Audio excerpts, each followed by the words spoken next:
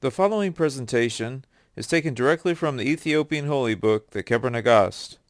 Though this story expands upon what is found in the accepted Canon of the Old Testament, it is indeed held as inspired by the Ethiopian Orthodox Church.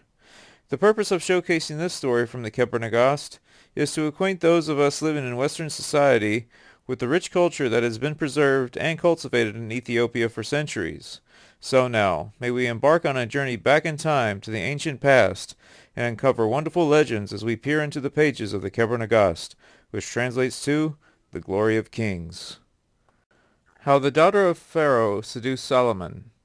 Then the daughter of Pharaoh appeared before Solomon and said unto him, It is good to worship the gods like my father, and all the kings of Egypt who were before my father did. Solomon answered and said to her, They call gods the things which have been made by the hands of the worker in metal, by the carpenter, the potter, the painter, the sculptor. These are not gods, but the works of the hands of man, in gold, silver, stone, lead, iron, and clay. And ye call our gods the things that are not gods. But we worship none else than the holy God of Israel, and our Lady, the holy and heavenly Zion, the tabernacle of the law of God, whom he hath given to us to worship, we and our seed after us. And she answered and said unto him, Thy son hath carried away Zion, thy son whom thou hast begotten, who springeth from an alien people, into which God hath not commanded you to marry, from an Ethiopian woman, who is not of thy color, not a king to thy country, and who is, moreover, black. And Solomon answered and said unto her, Art thou not thyself of that race, concerning which God hath not commanded us that we should take wives from? And thy race is her race, for ye are all the children of Ham. And God, having destroyed of the seed of Ham 7 kings, hath made us to inherit this city, that we and our seed after us may dwell therein forever. As concerning Zion, the will of God hath been performed, and he hath given her unto them, so that they may worship her. As for me, I will neither worship nor sacrifice to thine idols, and I will not perform thy wish.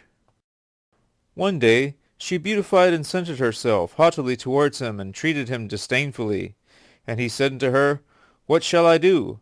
Thou hast made thy face evil towards me, and not as it was before, and thy beautiful form is not as enticing as usual.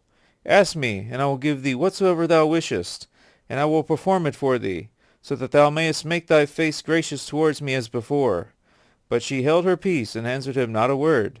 And he repeated to her the words that he would do whatsoever she wished. And then she said unto him, Swear to me by the God of Israel. He swore to her that he would give her whatsoever she asked for, and that he would do for her everything that she told him. And she tied a scarlet thread on the middle of the door of the temple of her gods. And she brought 3 locusts, and set them in the house of her gods. And she said unto Solomon, Come to me without breaking the scarlet thread, and bend thyself, and kill these 3 locusts before me, and pull out their heads. And he did so. And she said unto him, I will henceforth do thy will, for thou hast sacrificed to my gods, and hast worshipped them. He had done thus because of his oath, so that he might not break his oath which she had made to him to swear, even though he knew that it was a sin to enter into the house of her gods. God had commanded the children of Israel, saying, Ye shall not marry strange women, that ye may not be corrupted by them through their gods, and through the wickedness of their works, and the sweetness of their voices. For they make so the hearts of simple young men by the sweetness of their gentle voices, and by the beauty of their forms they destroy the wisdom of the foolish man. Who was wiser than Solomon? Yet he was seduced by a woman.